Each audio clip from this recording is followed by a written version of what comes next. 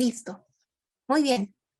Buenas noches con cada uno de ustedes nuevamente y bienvenidos a este segundo día de la primera semana técnica científica Rompiendo Paradigmas en el sur peruano. En esta oportunidad tenemos la ponencia sobre el tema de participación política de la mujer en el sur peruano y en esta oportunidad pues nos acompaña la doctora María Antonia Apaza Apaza. María Apaza Apaza. Ella es político alcaldesa del distrito de Humachiri, gestión 2019-2022, profesión cirujano dentista, con estudios concluidos de maestría en salud pública, también estudios concluidos del doctorado en salud pública. Asimismo, como les mencioné, tiene la profesión cirujano dentista con estudios concluidos en maestría en salud pública y otros estudios concluidos como en la especialidad de ortodoncia y de ortopedia maxilar, otra maestría de gestión pública concluida en la Universidad Nacional Mayor de San Marcos. Muy bien, vamos a dar pase a la doctora María Antonia Apaza para que pueda iniciar con esta presente ponencia denominada Participación política de la mujer en el sur peruano. Muy buenas noches, estimada doctora María, y adelante.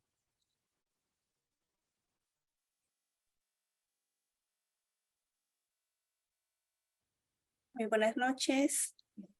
Quiero saludar al Colegio de Ingenieros del Perú, Consejo Nacional, al Comité Nacional Joven Ingeniero, a los organizadores de este evento tan importante que fortalece día a día el diario que desarrollar las actividades que tenemos.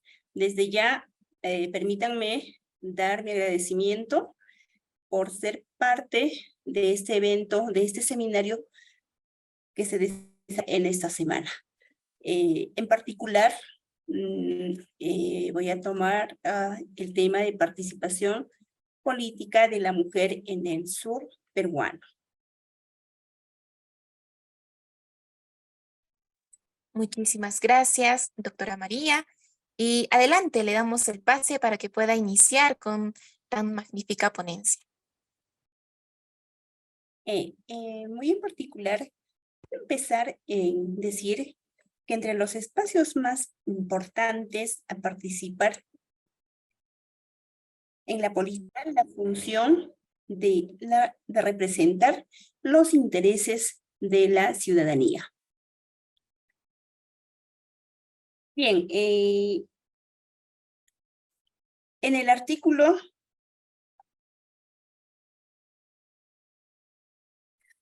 31 de nuestra Constitución Política indica que todos los ciudadanos tenemos el derecho a participar en los asuntos políticos mediante referéndum, una iniciativa legislativa, la remoción o la revocación de las autoridades y demanda de rendición de cuentas. Tienen también el derecho de ser elegidos y de elegir libremente a sus representantes, esto de acuerdo con las condiciones y los procedimientos que son determinados por las normas legales.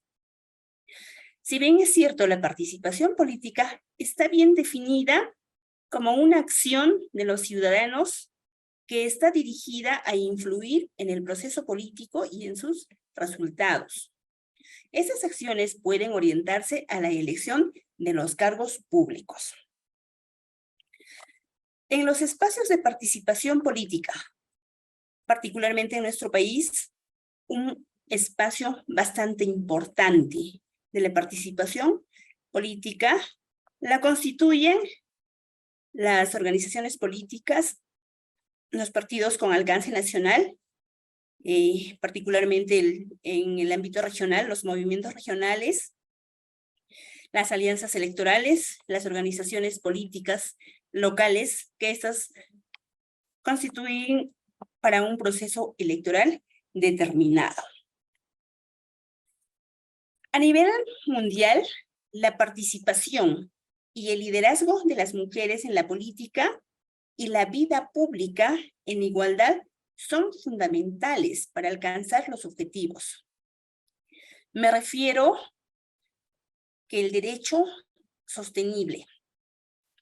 Quiero también indicar que la vida pública en igualdad de género van a ser fundamentales para alcanzar los objetivos que nosotros tenemos, que estas debemos alcanzar al llegar al año 2030. Sin embargo, quiero manifestar que los datos que se muestran en donde la representación de las mujeres es insuficiente en todos los niveles de decisiones del mundo. No solamente vamos a hablar del país, sino viendo un poco más a nivel mundial. La paridad de género en la política está aún lejos de ser alcanzada. Siempre existe una pregunta y la que nos hacemos, ¿no? ¿Cuál viene a ser el nivel de participación de la mujer peruana, ¿no? ¿En dónde? En la vida política actual. Si bien es cierto, la mujer peruana contribuye en el derecho socioeconómico del país. Esta contribución se va a apreciar por diversas vías, particularmente en el empleo referido al mercado económico. En ello, la participación de las organizaciones populares de sobrevivencia. Quiero referirme que la mujer en la sociedad actual, con el derecho de la tecnología como lo social, permiten alternar roles muy importantes que cumplen, como esposa, como madre, como ejecutiva, empleada, llámese ama de casa. De hecho, que esto es considerada como funciones, pero sin embargo, la mujer suele entregarse generosamente, sin muchas veces ser completamente visibles, mucho menos de ser reconocida. Más aún en el sector donde nosotros nos encontramos, en el sur de nuestro país, predomina el machismo y a veces a la mujer la vamos dejando para un lado sin reconocer todos los trabajos, los esfuerzos, la responsabilidad que ella asume desde el hogar hasta las funciones como ejecutiva que puede cumplir. Hablaré sobre los antecedentes históricos del derecho al sufragio femenino en el Perú. Si bien es cierto a nivel mundial, el primer país que otorgó el derecho de voto a la mujer fue Nueva Zelanda, esto en el año de 1893.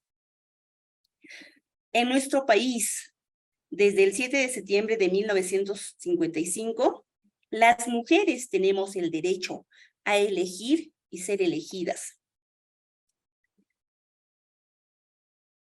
Recordando siempre que nosotros hemos sido el penúltimo país de Latinoamérica en conceder este derecho tan anhelado por las mujeres, que éstas asumieron al tener su mayoría de edad, vale decir a los 21 años, estas mujeres que deberían de saber leer y escribir. Y bueno, con excepción a las mujeres casadas mayores de los 18 años. Es cierto, ¿no?, que en este año de 1955, este derecho al voto femenino se ha instaurado con todos estos antecedentes en el periodo del presidente Manuel Odría, quien ha promulgado esta ley 12391, que ha sido modificada en los artículos 84, 86, 88 de nuestra Constitución del año 1933. En el artículo 84 manifiesta que son ciudadanos los peruanos varones y mujeres mayores de edad, los casados mayores de 18 años y los emancipados. En el artículo 86 gozan del derecho de sufragio los ciudadanos que sepan o que saben leer y escribir. La participación de la mujer en estas elecciones del año 1956, en las elecciones generales del 17 de junio, las mujeres votan por primera vez en el registro electoral. Ese año indicaba que los inscritos ascienden a 1.575.741, de las cuales el 66% correspondía a la población masculina y un 34% representaba a las mujeres.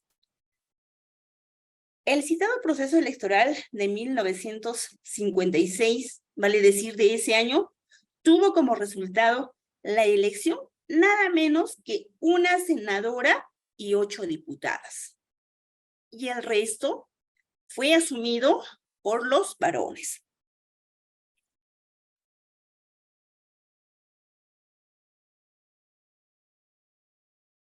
En la actualidad, el ejercicio de la ciudadanía y los derechos políticos por parte de las mujeres, el derecho a ser elegido y ser elegida es importante. ¿Para qué? Para que la mujer se encuentre activa. Sin embargo, esta participación se desarrolla con mucha dificultad, ya que tienen que vencer las resistencias e ideas preconcebidas que incluso en estos tiempos modernos de ahora, aún las tienen relegadas al ámbito doméstico. Aún está dentro de su conciencia de ellos en el machismo de que la mujer tiene que estar más en el ámbito doméstico. El tema político para ellos está en el tercer, cuarto lugar.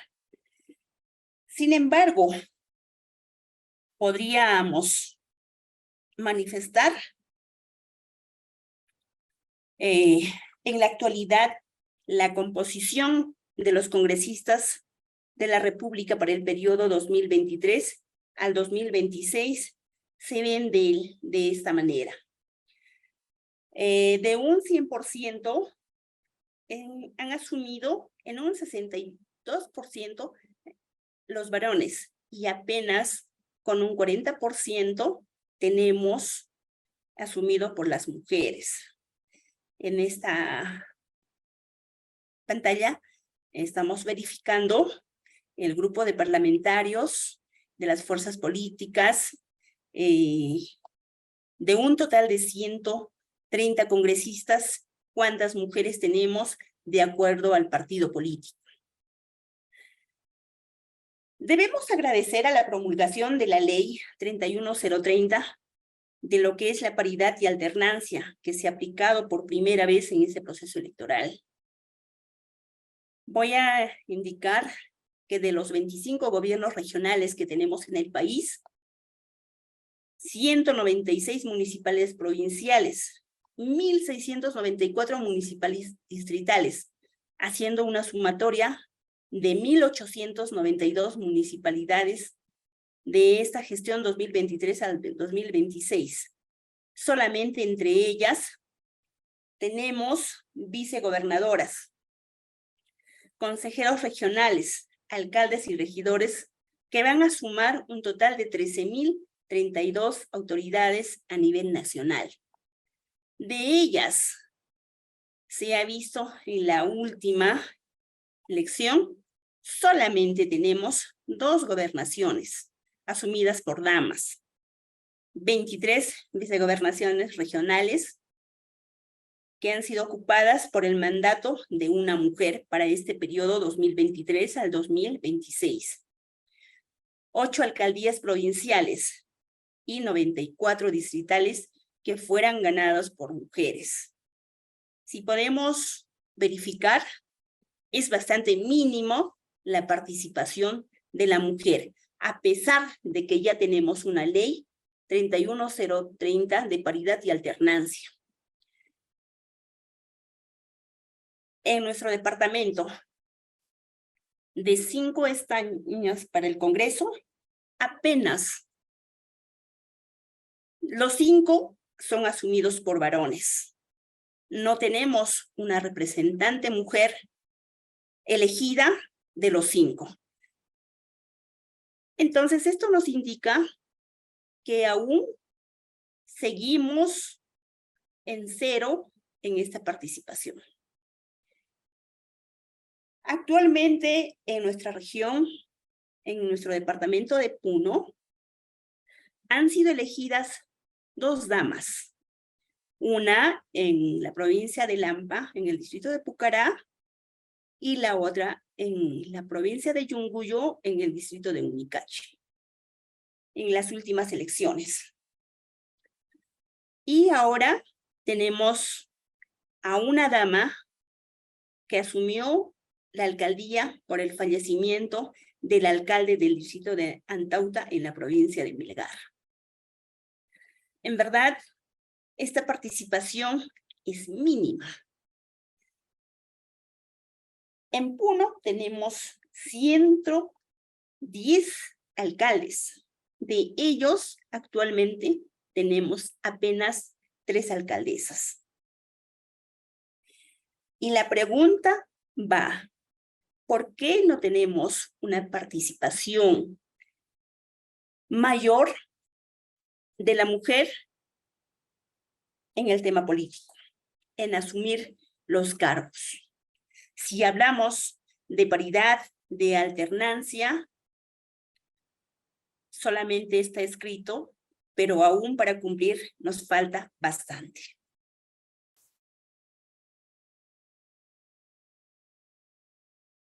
Las mujeres, en realidad, tenemos 2 factores a enfrentar para la toma de decisiones y participar en la vida política. Mencionaré sobre los factores internos y los factores externos. Dentro de los factores internos, tenemos bastante fuerte el tema del machismo. En los hogares, esto incluso los familiares, la misma mujer, a veces desde la formación de nuestros hijos, hacemos o creamos el machismo. El varón, en una gran parte, no permite que una mujer pueda participar en la vida política. A eso también se suma el tema del grado de educación. En el medio rural aún persiste de que la mujer no debería o tiene limitaciones para poder estudiar en un nivel superior. Y si quiere estudiar, un ejemplo, ¿no? Ingenierías, decimos, eso es para varones. Como mujer, tienes que ser enfermera, tienes que ser maestra, tienes que asumir las oficinas, siempre con una limitación. A eso también se suma la responsabilidad familiar, el doble trabajo en el hogar. De hecho, que una mujer tiene responsabilidades que se duplican. Sin embargo, esta en un hogar se hace mucho más fuerte, indicando de que si tú vas a asumir un cargo político, vas a dejar la familia, dejarás. Entonces, no tenemos un apoyo de vuestros familiares en nuestros hogares. Eso es un factor interno. Y a ello más se suma el tema de la violencia familiar, los celos. De todas maneras, cuando una mujer se encuentra activa o participa en el tema político, siempre está sujeto a los celos. Ahí nace a veces la violencia familiar, de por qué te reúnes, para qué te reúnes, por qué has llegado tarde, que no debes realizar este tipo de reuniones demasiado tardes. Entendemos o tenemos que pensar que la vida política no tiene un horario de trabajo, no podemos indicar, yo voy a trabajar a las 8 de la mañana y voy a terminar mi trabajo a las 4 de la tarde. Ahí se suma también el tema de la dependencia económica. Así podemos decir que esto no es verdad, pero no mucho tiene que ver este tema en estas últimas participaciones políticas que se desarrollan, ya que hemos visto en las últimas elecciones, en las campañas políticas ya se han hecho bastante una inversión enorme. Somos pocos los que realmente asumimos y vemos la parte técnica, las propuestas técnicas que un candidato nos realiza. Quiero también referirme al tema de los factores externos que limitan que una mujer pueda tener una participación en la política. Lo más fundamental acá viene a ser la desconfianza de la población en la participación política de las mujeres. De hecho, que acá seguimos con las ideas de que el varón genera más confianza, ¿no? Esa idea aún persiste. Sin embargo, no lo es así. Está demostrado tan solamente con la participación, tal vez, de 4 exalcaldesas en la gestión anterior. De seguro que más adelante voy a compartir las experiencias que hemos tenido, que hemos vivido. Pero sin embargo, esta desconfianza de la población es limitante para esta participación. Las situaciones socioeconómicas también influyen enormemente. La discriminación ideológica, ¿no? La discriminación política.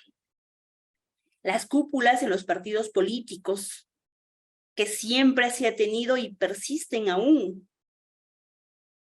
Y bueno, pues cuando son invitados para poder participar en una elección popular, a la mujer la llevan o la han llevado como complemento de la conformación. Sin embargo, ahora, con esto de la promulgación de esta ley de la paridad y alternancia, disminuye, pero lamentablemente no somos elegidas como quisiéramos. El tema de la discriminación cultural, el racismo, eso en nuestro sector, en nuestra zona, y más aún en otros departamentos de la costa, aún no nos ven a los puneños como que seguimos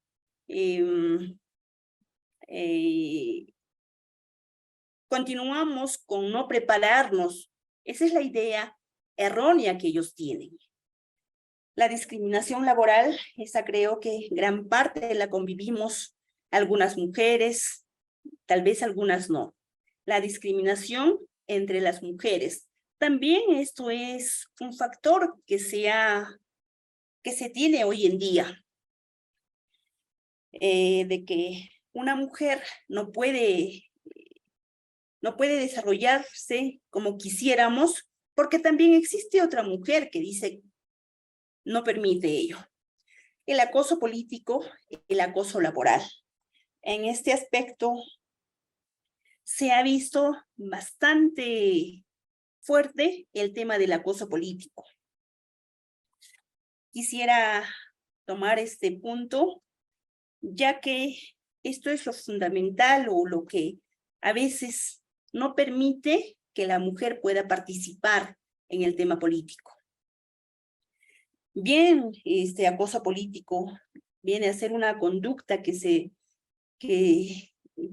ejerce en contra de una o varias mujeres, ya sea esta por una condición de ser mujer y que esta persona la puede realizar este acoso, una persona natural o jurídica, lo pueden desarrollar de una manera individual o grupal. El acoso también se realiza de una manera pues directa o también a través de terceros. A veces usan, generalmente, ¿no? Usando cualquier medio de comunicación, las redes sociales. ¿Con qué objetivo? Con el objetivo de que a la mujer se le tiene que discriminar, se la tiene que anular, impedir o limitar, ¿no? En este caso, su participación en el tema político. Esto ha sido vivido enormemente en la última gestión en la que participamos nosotros. No solamente me voy a referir en mi caso, sino en el caso que hemos tenido en el departamento de Puno.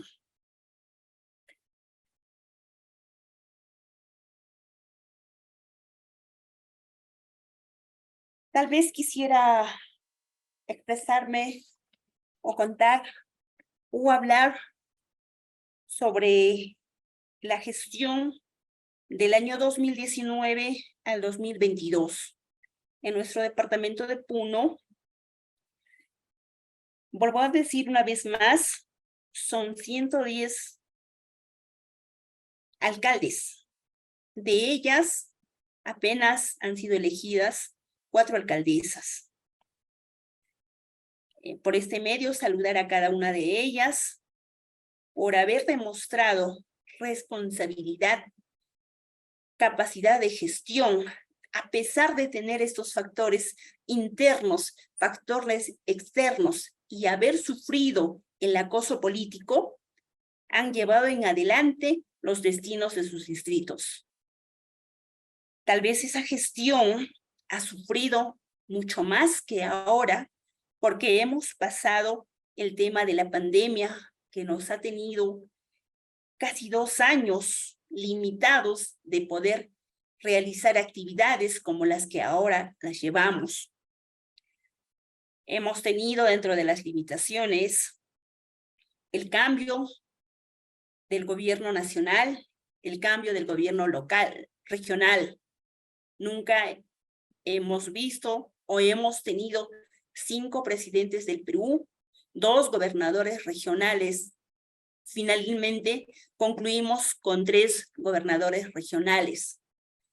A pesar de todas estas adversidades, estas mujeres alcaldesas han llevado en adelante, lograron gestionar, llevaron proyectos para el cierre de brechas en sus distritos. La alcaldesa de la provincia asumió 1 y 3 distritales. Se han tenido muchas adversidades. En ello, las organizaciones aún se mantienen de los alcaldes anteriores que no permiten que la mujer pueda avanzar con sus acosos políticos, ya utilizando medios de comunicación, las redes sociales. La fortaleza más enorme que hemos tenido, me incluyo yo, es que hemos tenido una capacitación, que eso conduce a que no puedas retroceder. Hasta las rondas campesinas han tenido que participar en forma negativa cuando ellos debieron apoyar a la mujer, fortalecer, empoderarlas a ellas, pero eso no se ha dado. Si bien es cierto, el asumir un cargo, ya sea como regidora, como alcaldesa, como gobernadora, como consejera, para ser ministra, para ser congresista, e incluso para ser presidenta del país, deberíamos de capacitarnos, deberían apoyarnos en las capacitaciones, empoderarlas a las mujeres. La participación debe ser cada vez mayor y llegar a lo que es la paridad, la alternancia. Esperamos que con la participación de estas damas que tenemos pueda fortalecerse y en elecciones que se vienen podamos tener muchas mujeres lideresas, muchas mujeres que lleven en adelante, porque cada mujer está capacitada para llevar en adelante, tanto el varón como la mujer. Las mujeres más aún, porque cumplimos roles 2 o 3. Nunca dejamos de ser mamás, nunca dejamos de ser esposas, nunca dejamos nuestro trabajo de lado, y a eso sumado el tema político. En verdad, se desarrolla con bastante responsabilidad, con la capacidad de gestión que tiene y con el trabajo transparente que se realiza. Se ha demostrado que sí estamos en el mismo nivel que el varón para asumir cualquier cargo político. Esperamos que esto se sume cada vez más y podamos tener damas que asuman cargos. Bueno, en las líneas de acción a trabajar, voy a manifestar en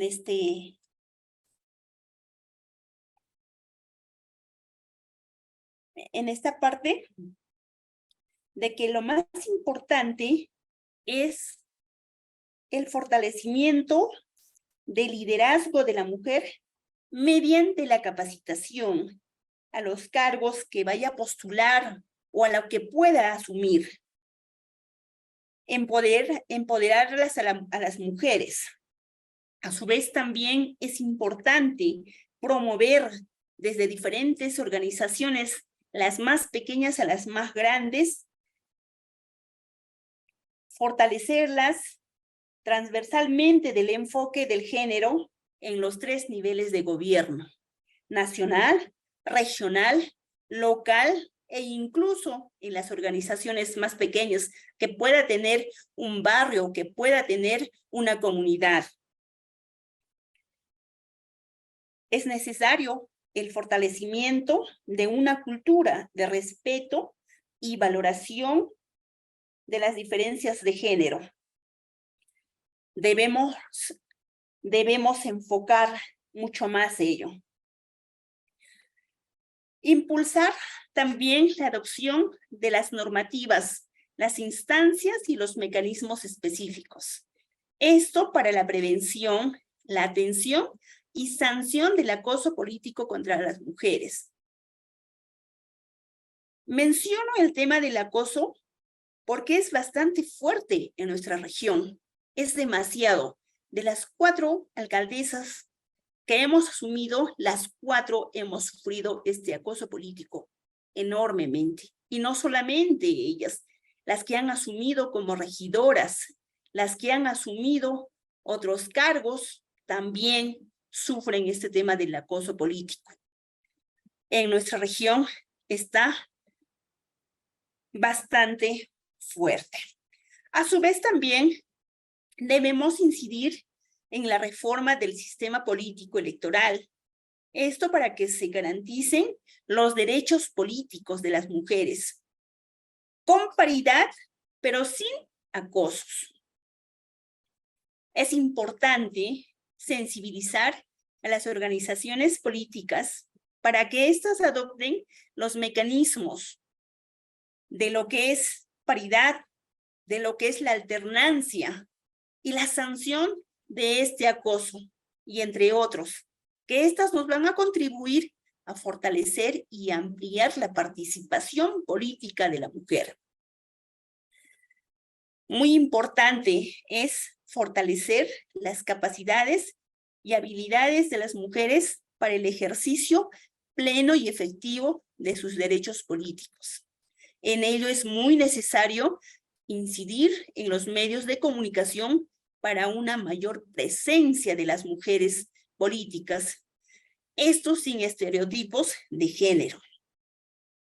Es importante también establecer los mecanismos para la participación igualitaria de las mujeres en los cargos de la toma de decisión desde el Poder Ejecutivo y otros organismos constitucionalmente autónomos.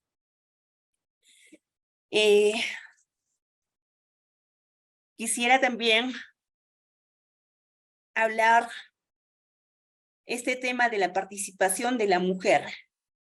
Incidir tal vez, no limitarlos desde muy niñas a nuestras hijas que tenemos en nuestros hogares.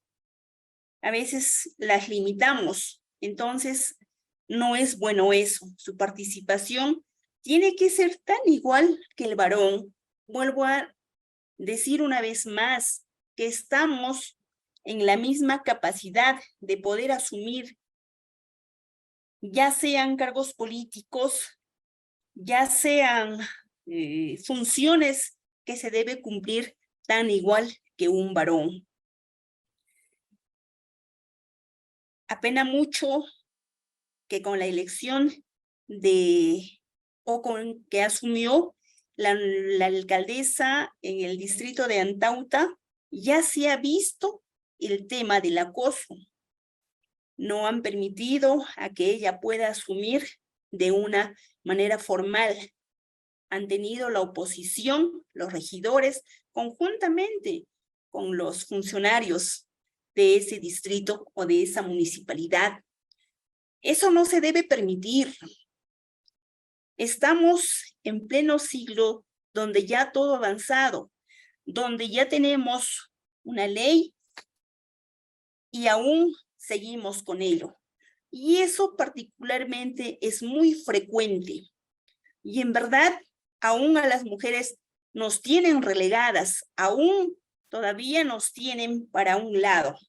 Si bien es cierto, incluso para poder ser beneficiado de algo, no.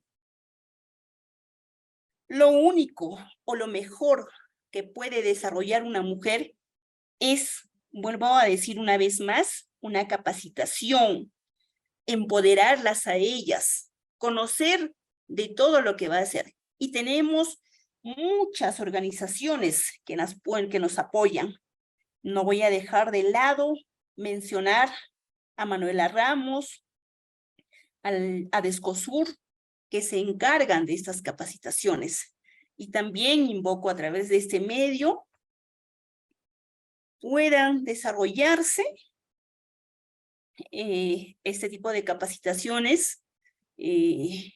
Por ejemplo, el Colegio de Ingenieros, el Colegio u otros colegios que también hagamos que participen las mujeres, tan igual que los varones, no dejando de lado a unos ni a otros, porque estamos capacitados para ello.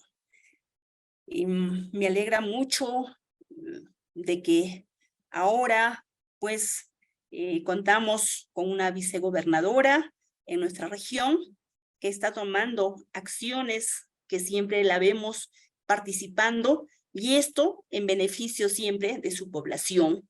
Y así veamos a otras figuras, a otras mujeres que puedan salir adelante, siempre beneficiando a la población. Felicito una vez más a cada mujer que asumió estos cargos políticos, que no es sencillo, que no es nada fácil, sino han demostrado su capacidad de gestión, han demostrado su trabajo transparente, han demostrado la responsabilidad de llevar adelante los destinos de su distrito que les han dado esta confianza. Muy en particular, mi distrito, logramos cerrar brechas muy importantes de un presupuesto de tan solamente promedio de 2 millones a nivel de todo el año. Logramos gestionar en este tiempo más de 50 millones que han sido beneficiados la población de mi distrito. Y así también hemos visto que las otras exalcaldesas también lograron gestionar y llevar un presupuesto para sus distritos, siempre trabajando en el tema del cierre de brechas, tema de saneamiento básico, el tema de electrificación, el tema de educación, salud y otros en lo que gestionaron y llegaron a sus distritos con bastante entusiasmo, trabajo. No dejemos que una mujer pueda aún ser discriminada. Para ello, apoyemos en las decisiones que pueda tomar. Sin embargo, vuelvo a decir una vez más, las organizaciones que tenemos, las organizaciones que he mencionado, están dispuestas para poder brindar y poder empoderar a tantas mujeres que hoy en día tenemos. Apoyemos a ellas. Si bien es cierto, tenemos más participación electoral, pero no podemos elegir 50%, 50%. Cuando se puede dar este caso, pues la población electoral es más conformada por damas que por varones. Bien, una vez elegidas las mujeres, existen organizaciones como RENAMA. También a esto siempre he apoyado la PCM para poder apoyar en los temas de gestión. En verdad, ha sido muy importante. Agradezco a la población que me ha dado esta oportunidad de poder asumir este cargo. No las hemos defraudado porque hemos conformado un equipo y se ha trabajado con bastante responsabilidad y con la capacidad de gestión que se tiene y un trabajo transparente que ha sido demostrado. Muchísimas gracias. Agradezco a cada uno de ustedes por su atención, muy en particular al Colegio de Ingenieros. Si existiera alguna pregunta, estamos para poder responderlas. Muchísimas gracias, doctora María. Y efectivamente tenemos una pregunta. Nos dicen, ¿cómo se puede abordar los desequilibrios de género en los cargos políticos de alto nivel, como la presidencia o el primer ministro?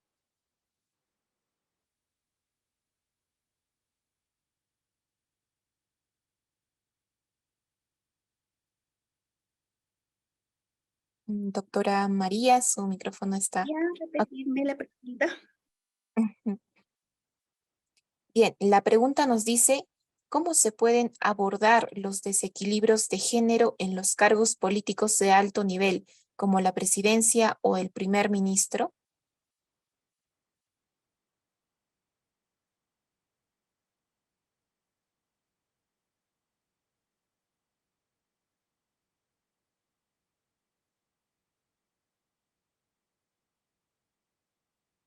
Doctora María, su micrófono está apagado.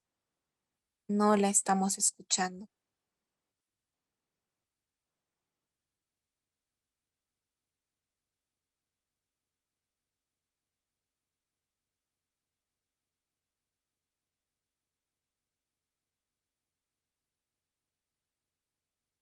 Doctora María se encuentra en línea.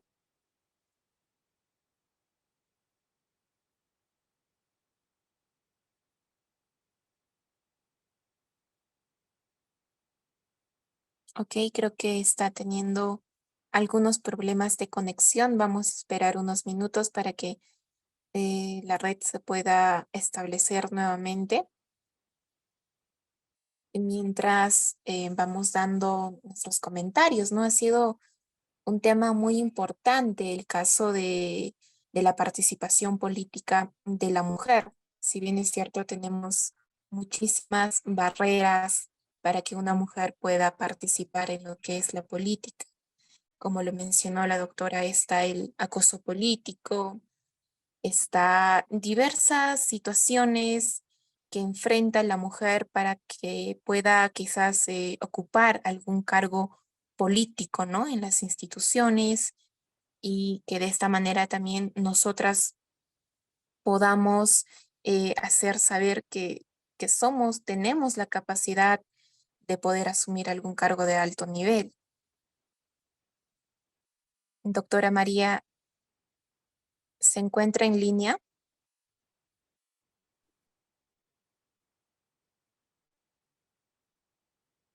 Bueno, Ujú.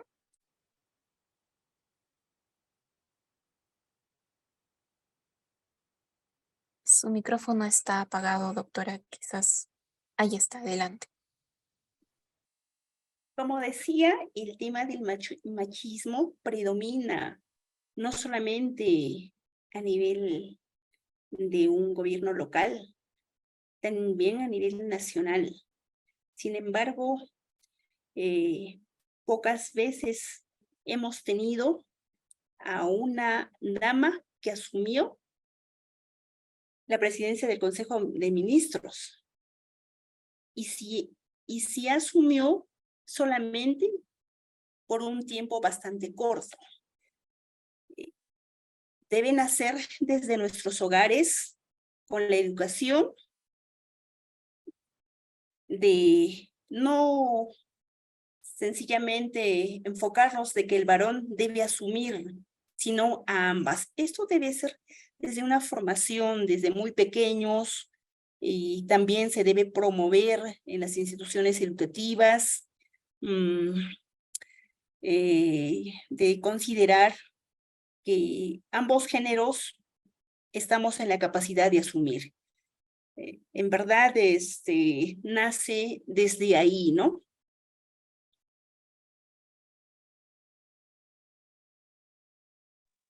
Claro. Muchísimas gracias por la respuesta, doctora María. Si hubiera alguna otra pregunta, pueden realizarlo mediante el chat. Ha estado bastante importante e interesante la información que nos ha compartido en su experiencia también como el que asumió, ¿no? Un cargo político que es el de alcaldesa. Ha estado bastante interesante en realidad cómo usted ha superado quizás, ¿no? Estas barreras en cuanto a la participación política de la mujer, ¿no? Y cómo es que usted ha estado trabajando en su gestión y ha cumplido, ¿no? Con los objetivos que se ha trazado. Muy bien, no habiendo ninguna pregunta más, vamos a finalizar con esta primera ponencia. Damos las gracias a la doctora María por tan excelente ponencia. Doctora, quizás tenga algunas últimas palabras ya a manera de despedida.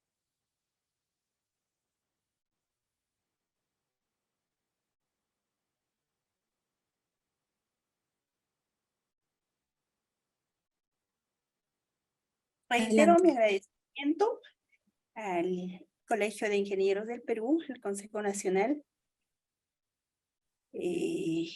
por esta invitación.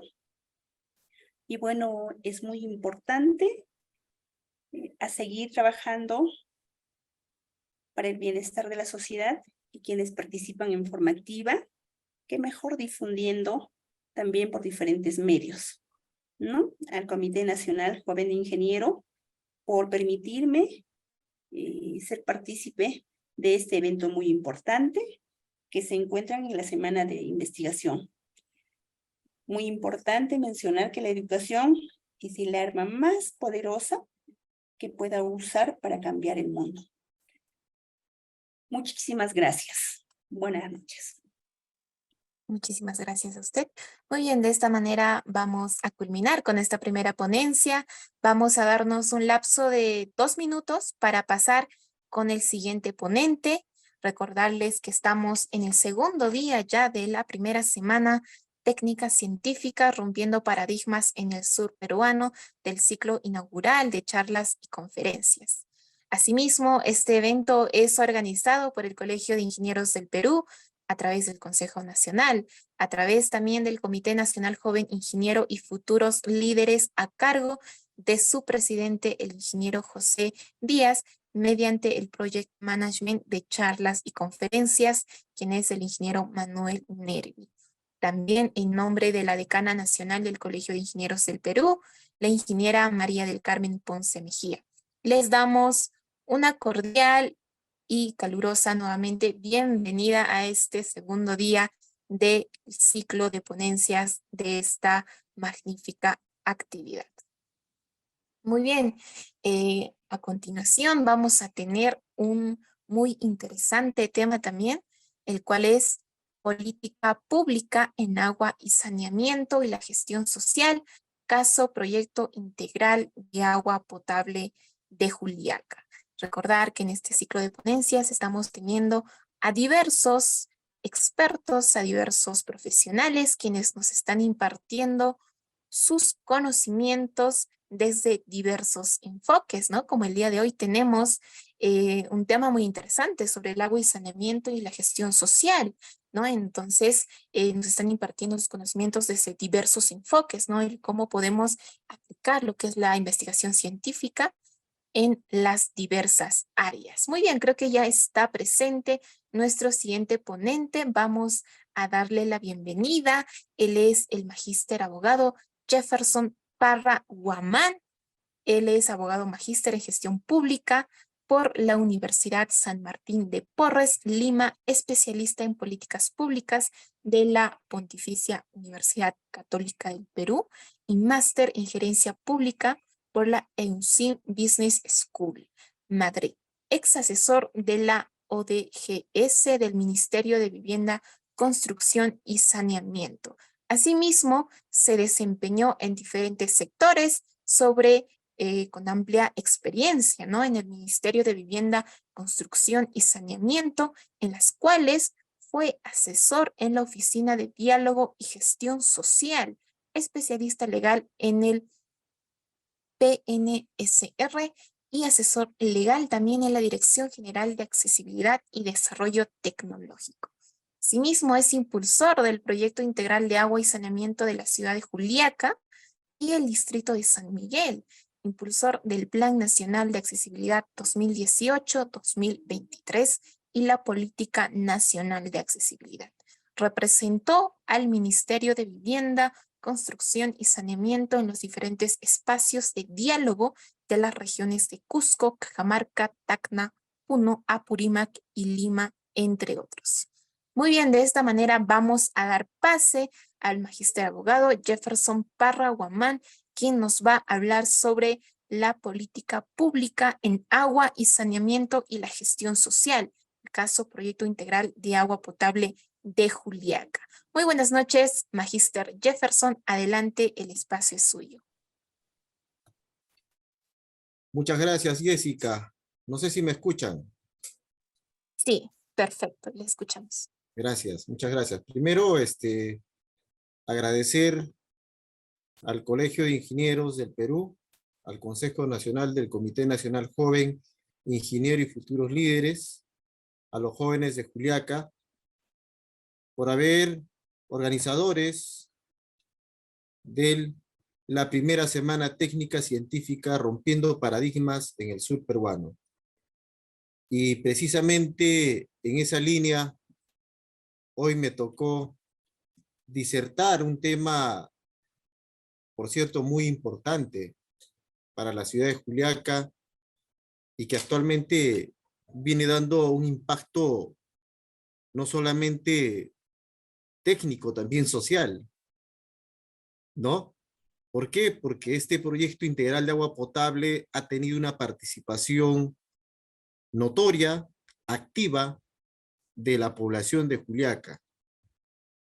Y es por ello, ¿no?, que hace un momento mi antecesora, la doctora, si no me equivoco, la doctora María Antonieta, dijo, ¿no?, de que la política es importante para poder agendar los problemas que tiene la región.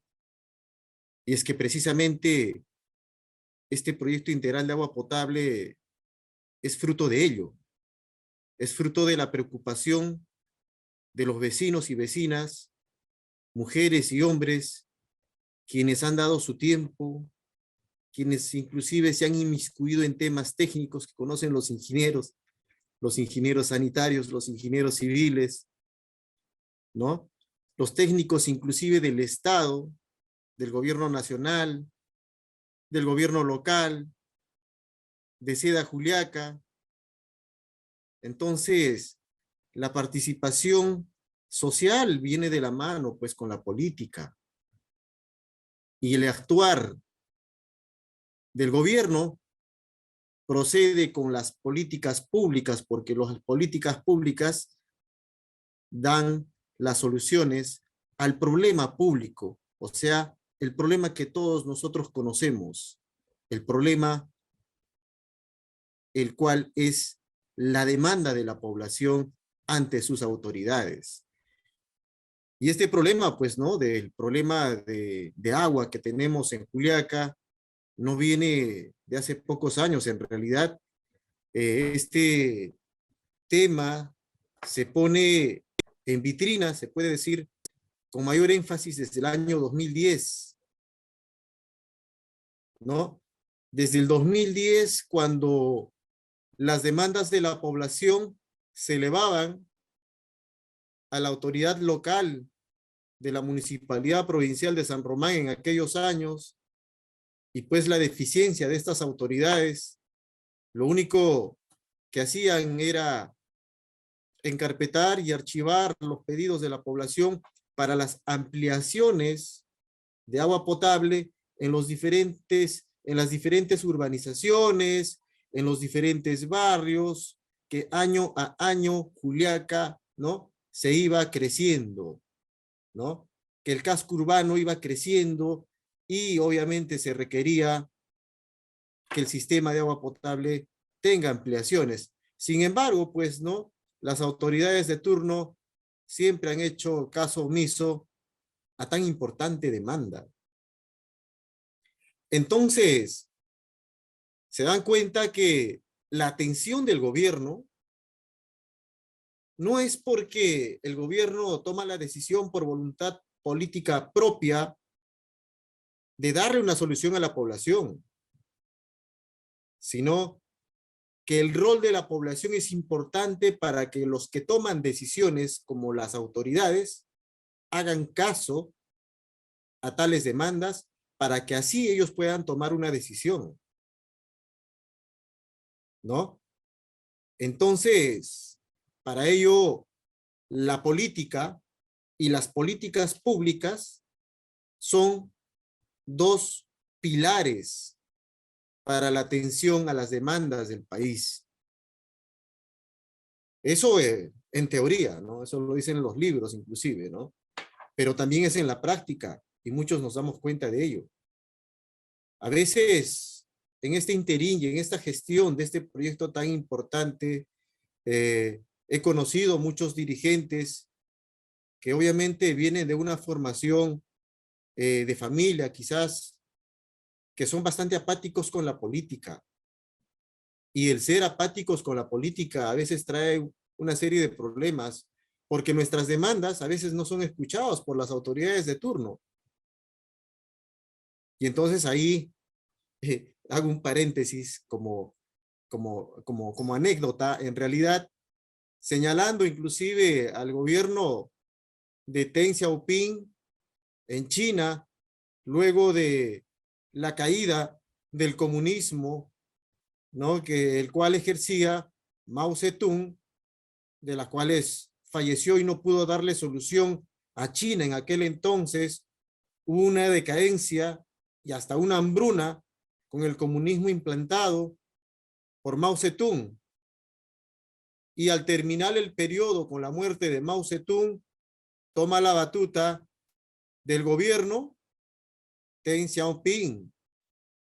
Y fíjense el criterio que adopta para darle una solución a los problemas de su país. Su país se moría de hambre. No tenían que comer. Efectivamente, hubo una reforma agraria en China en aquellos años, pero no hubo un plan a corto, a mediano o a largo plazo lo que iban a realizar luego de una reforma agraria. No había ese plan rector en el cual ellos se pudiesen conducir para que de manera sostenible puedan tener productividad sobre las tierras. A pesar de que los chinos son trabajadores, a pesar de que los chinos son muy disciplinados, inclusive y bastante patriotas y amantes de su cultura, para poder seguir trabajando en favor de su país bajo esa línea política.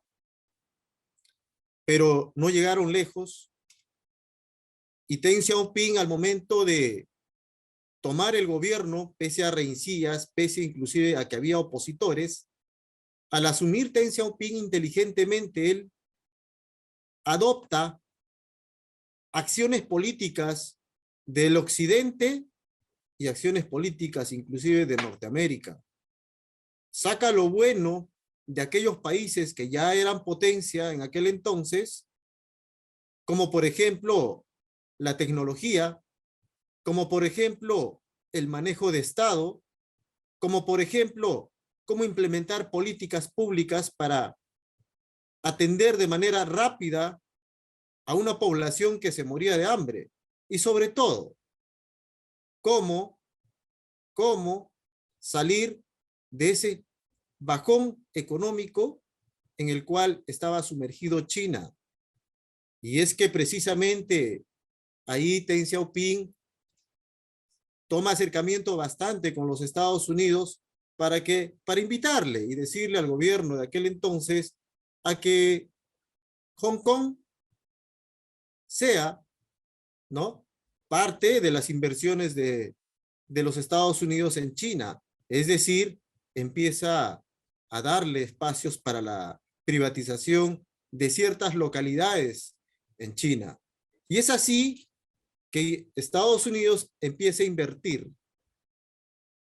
Y entonces China empieza a crecer porque los chinos eran bastante inteligentes al momento de como por ahí dicen, escanear, ¿no?, o copiar, ¿no?, las acciones y las estrategias que tenía Estados Unidos para conducir sus empresas, para conducir su Estado, para desarrollar economía en terrenos ajenos. Y China adopta ese tipo de modelos y por eso hoy China es lo que es. Algunos le dicen que es China la capitalista, algunos dicen China la comunista, pero sin embargo China es una política híbrida, ¿no? Entonces, ahí me hacen una pregunta, ¿no?, de que ¿por qué mencionar a Mao? Porque precisamente nosotros para impulsar un proyecto tan importante de agua potable, que es un proyecto que casi bordea los 1.500 millones de soles, a veces hemos tenido que dejar de lado nuestros colores políticos con la población y poder conversar con los gobiernos de turno y decir de que Juliaca necesita agua potable, de que Juliaca está consumiendo agua con componentes contaminantes como viene a ser el arsénico. El arsénico es un metal pesado. De que Juliaca también está consumiendo aguas con componentes de coliformes fecales. O sea, es decir, con componentes de los silos que en muchas zonas se utiliza, ¿no?, en la ciudad de Juliaca, y al momento de las lluvias, pues estos coliformes fecales se filtran en el subsuelo, en los pozos donde precisamente consumimos. Entonces, para que una autoridad, el ejemplo de Mao Zedong precisamente iba a eso, para que una autoridad te haga caso, tú tienes que adoptar ciertas acciones estratégicas para que te pueda escuchar y pueda tomar decisiones políticas desde el Estado.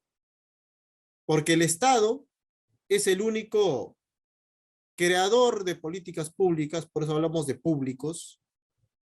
Esto lo hago a manera de didáctica, porque algunos no conocemos qué son políticas públicas. Algunos creen que políticas públicas es hablar de política. No, las políticas públicas son importantes y eso lo paran diseñando en el CEPLAN, lo paran diseñando en los gobiernos locales, regionales y en el Poder Ejecutivo. Y precisamente radica y hace y se materializa cuando un tomador de decisión, o sea, cuando un ministro, cuando un alcalde, cuando un gobernador regional toma la decisión de atender ese problema y realizar los proyectos que sean necesarios para que esa política pública exista y atienda el problema público que existe en la población. Y no importa el color del gato, lo más importante es que case ratones. Eso es lo que decía Deng Xiaoping. Por eso es necesario, para promover y gestionar los proyectos que son necesarios para las diferentes localidades del país, un poco dejar de lado los colores políticos, ser más gestores sociales, ser más gestores de proyectos para poder lograr nuestros objetivos. Y es que precisamente mi tema es eso. El tema que me tocó exponer hoy es el proyecto integral de agua potable de Juliaca dentro del marco de la gestión social y las políticas públicas. Entonces, absuelto la duda de algún oyente, yo le agradezco por la pregunta, aclarado el tema o el incidente para él, yo les digo de que las políticas públicas en materia de agua y saneamiento hoy en día se vienen cerrando brechas, pero como también se vienen abriendo por el incremento de la población año tras año. Y en Puno, en la región Puno, hay muchas brechas abiertas al respecto. No es posible de que de repente en zonas rurales se siga consumiendo agua entubada, no agua potabilizada. Entonces, estamos ante una labor titánica de cerrar esta brecha de agua potable. Y particularmente en Juliaca, lograr que este proyecto haya avanzado con la lucha de los dirigentes, con las demandas desde el año 2010 hasta el año 2015, donde se identificó el problema de parte del gobierno. Bueno, aquel entonces yo estaba como asesor de la Oficina de Diálogo y Gestión Social del Ministerio de Vivienda. Pudimos identificar el problema y pudimos conducirlo por los canales correspondientes, y precisamente los canales eran bastante técnicos. Y lo primero que se logró fue un convenio para la elaboración del primer perfil del proyecto integral. O sea, hablamos ahí del proyecto total de la ciudad de Juliaca. Y esto fue impulsado precisamente por una laboriosa acción con la población, y eso es gestión social. O sea, no todas las soluciones por autonomía caen del cielo, como dicen. Esto siempre va a existir cuando existe una demanda social, cuando existe una gestión social.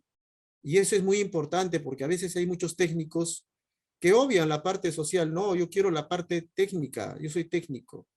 Sí, podemos ser técnicos, pero para que haya una decisión política para ser técnicos y hacer un proyecto de inversión pública o un proyecto de inversión privada, como lo hacen los privados, es necesario conocer que existe una demanda.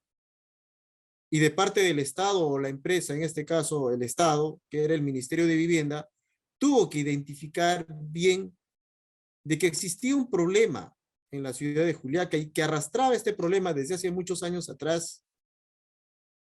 Y es que ahí, en el año 2015, se tomó esa decisión de que Juliaca ya no deba tener ampliaciones de proyectos, es decir, sobre el sistema de agua potable que actualmente tenemos, no deba parcharse más proyectos pequeñitos de ampliación de agua potable, porque el sistema ya colapsó. Su vida útil ya pasó, ya cesó en el año 1989. Entonces estamos en un sistema de agua y alcantarillado totalmente crítico. Y para ello, en el año 2015, con la acción y la gestión social de la población de Juliaca, se tomó la decisión de que existe un nuevo proyecto de inversión pública, que era un proyecto integral, un nuevo proyecto que tenga un nuevo sistema de agua potable, un nuevo sistema de alcantarillado. Muchos confunden, ¿qué es el alcantarillado? El alcantarillado precisamente son, pues, ¿no?, los desagües de la ciudad, al cual nuestras aguas servidas, ¿no?, discurren. Y es así que en el año 2015, tomada esa decisión de parte del ministro de Vivienda, en aquel entonces, si no me equivoco, era Francisco Dumbler Cuya, luego de la decisión de un proyecto integral, pues años siguientes pasamos a la fase de la elaboración del expediente técnico con la ardua colaboración de SEDA Juliaca. Ya era un estudio más profundo. Ustedes los ingenieros conocen más que yo inclusive, que el expediente técnico se requieren estudios más profundos, más detallados, se requieren autorizaciones, ya no solamente es un simple perfil, y que para ello también logramos, con la gestión social, tener un nuevo convenio para la elaboración de ese expediente, un convenio que suscribió en aquel entonces el Ministerio de Vivienda a través del Programa Nacional de Saneamiento Urbano y la empresa prestadora de servicios, que es SEDA Juliaca. Años después, este proyecto se logró. La aprobación del proyecto se logró, si no me equivoco, en el año 2020 al 2021, precisamente en plena crisis política. Y créanme que la política tiene que ver mucho para poder canalizar y poder implementar los proyectos de inversión pública. Si es que tenemos crisis política, los proyectos se atrasan.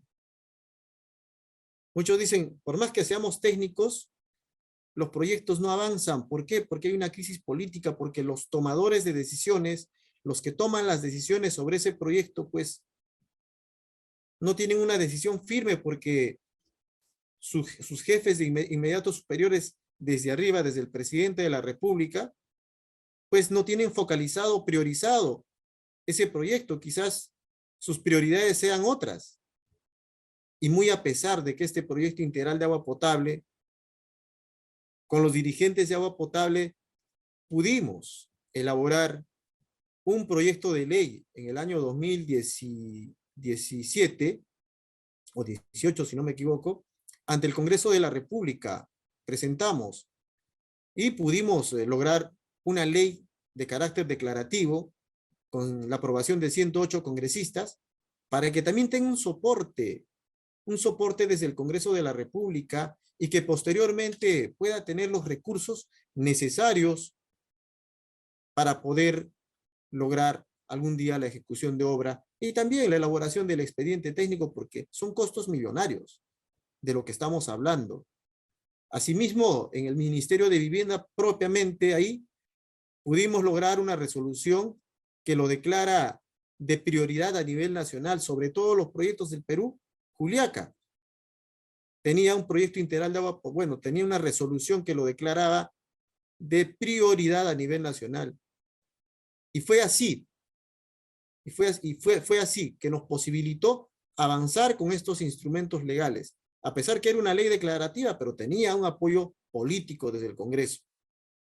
Y la resolución ministerial que declaraba de prioridad también, porque era una carta de compromiso prácticamente de los ministros o cuales ministros vengan posteriormente a decirle a la población de Juliaca de que hay un compromiso del Ministerio de Vivienda para que ese proyecto pueda avanzar, para que ese proyecto sea evaluado de la manera rápida, de manera prioritaria, porque hay una población que lo demanda. Imaginémonos, técnicamente ese proyecto está beneficiando a cerca de 400.000 personas, beneficiarios.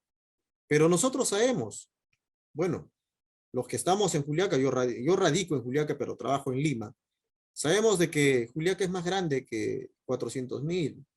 Sabemos de que existen muchos juliaqueñistas, hermanos del Perú y de otras regiones, que viven, que tienen familia y pasa el 500.000 de beneficiarios en la ciudad de Juliaca con este importante proyecto.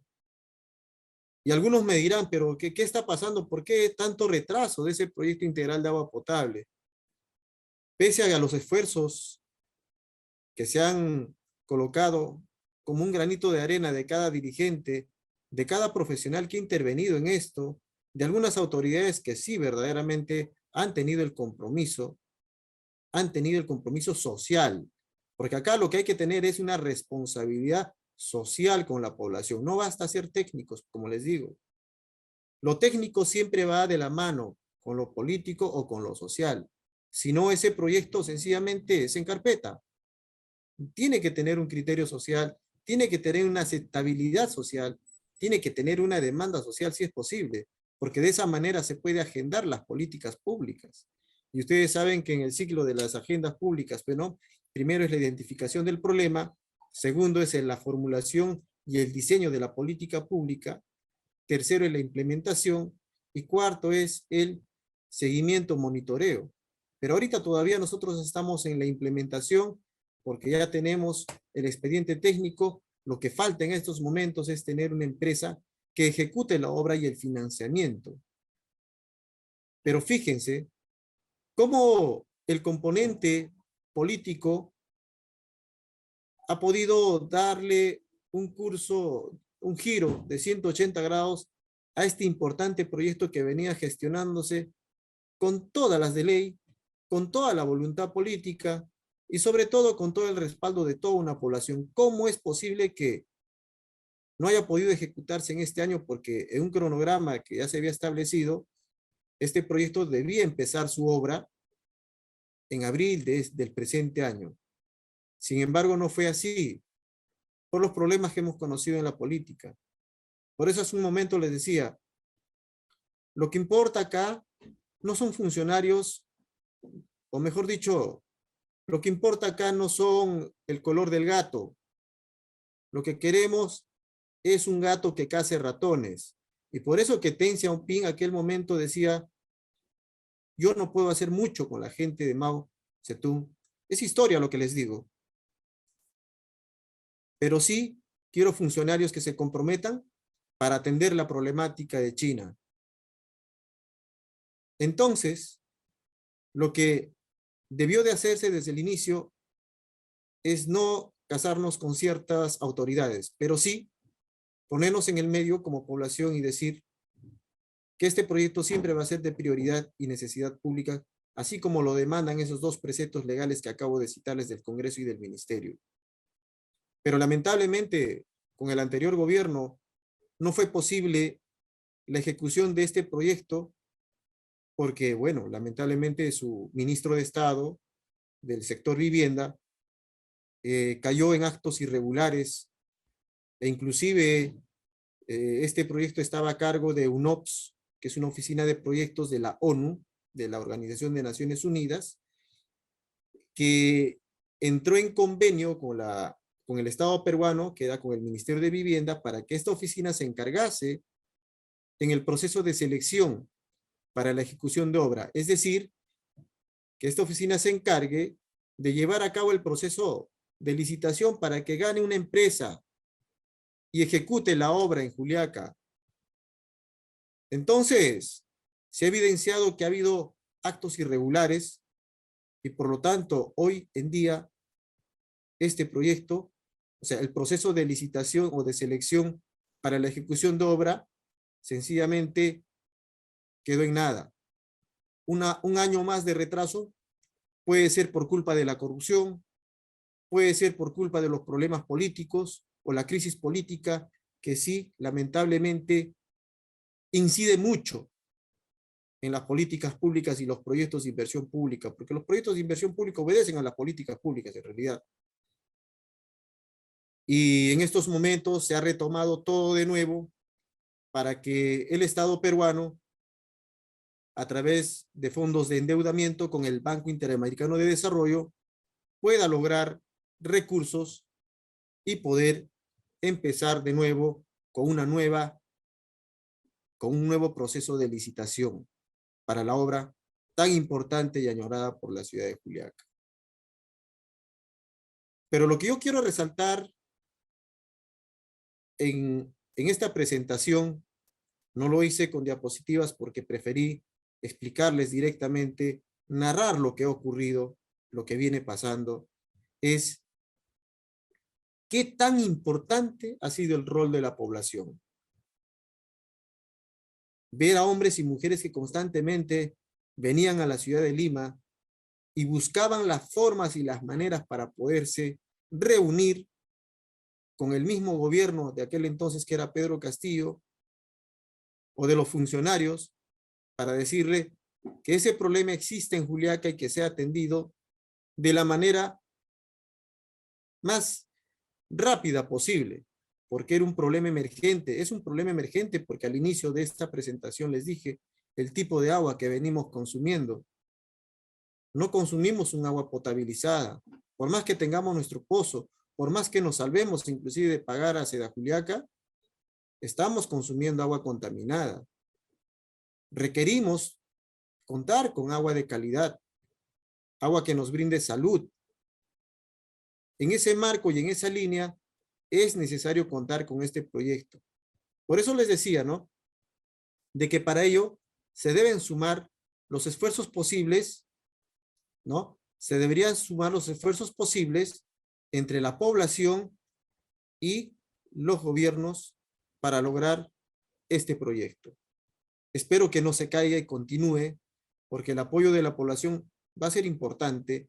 Por eso que la gestión social incide mucho en la articulación y en los procesos y en los canales de diálogo para que los que toman decisiones tengan mayor conocimiento sobre el problema crítico que existe en Juliaca, porque si no se tiene en cuenta el problema público crítico, ¿no? Sencillamente a veces los tomadores de decisiones que a veces duran un mes o 2 meses o entran nuevos funcionarios, no saben de que ese problema es importante.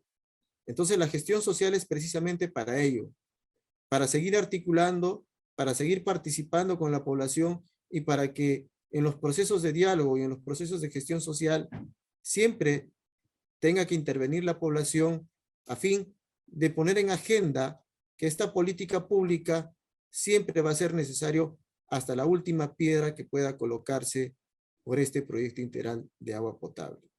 Ahora, respecto al tema técnico, en estos momentos están estableciendo un nuevo cronograma. Se estima de que en agosto del año que viene ya puede iniciarse con la primera piedra del proyecto, pero sin antes, ¿no?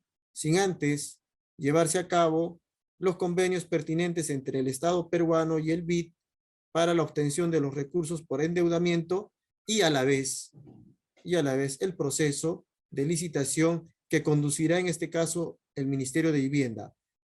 Y ojo, este proyecto directamente el Ministerio de Vivienda lo está llevando a cabo y lo va a ejecutar. La municipalidad no tiene nada que ver.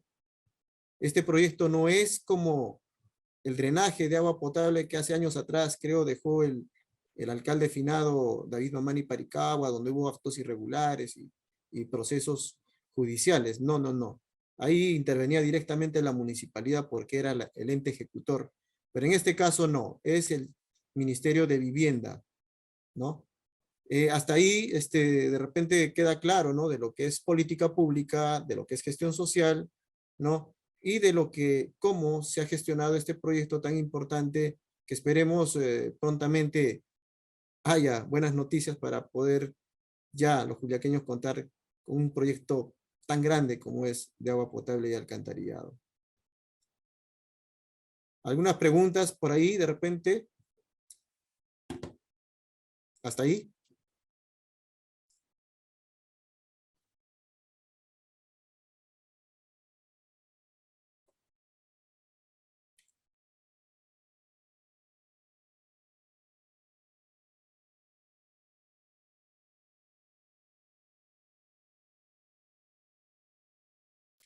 Efectivamente, César Vázquez, como lo has dicho, lo has detallado y es mejor que lo hayas detallado porque no solamente se ha encontrado a la empresa china, sino también había una empresa ecuatoriana ahí, la empresa inmobiliaria ecuatoriana.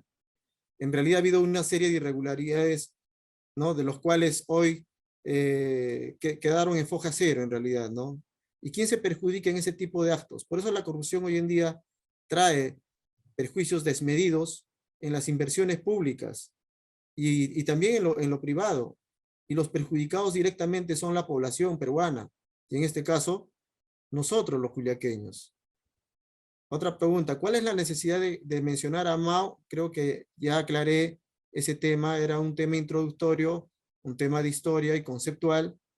Ahora, respecto al otro, amigos, buenas noches, pueden dejar sus preguntas por este medio. Bueno, tengo esas dos preguntas y han sido absueltas, y si de repente hay algo más que puedan preguntar, estoy disponible para poder absolver sus consultas o sus comentarios. Les agradeceré.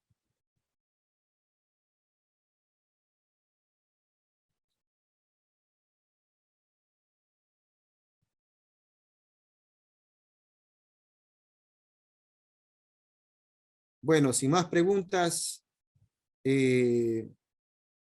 Jessica o Melanie, acabo de culminar con mi presentación. Estoy muy agradecido. Si me responden, por favor.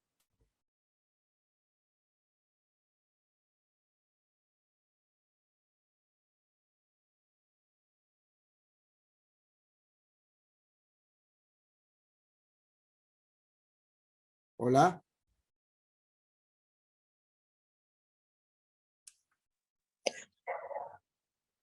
Perfecto, doctor. Bueno, entonces agradezco su participación. En este momento pasamos a concluir estas dos conferencias y a todos nuestros participantes les agradecemos por conectarse. Esperamos verlos el día de mañana en nuestra tercera sesión. Buenas noches, gracias. Muchas gracias.